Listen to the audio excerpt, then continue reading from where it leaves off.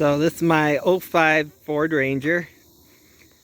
Has a custom bed and back. No, I did not build it. Also has a 2.6 gallon air tank, 200 psi. Compressors under there somewhere. Then she also has the stick shift vehicle. Compressors right here. Horn switch on off. Show you the best part of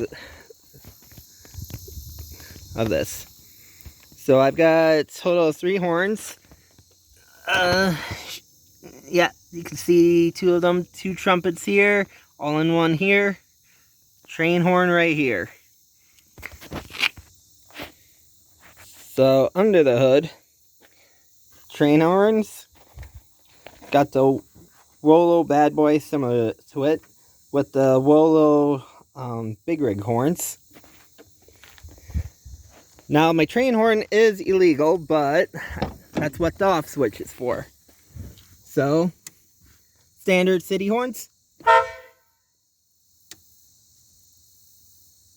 Train horns. Yep. They're allowed. So, when I hit that switch, all 3 horns will go off.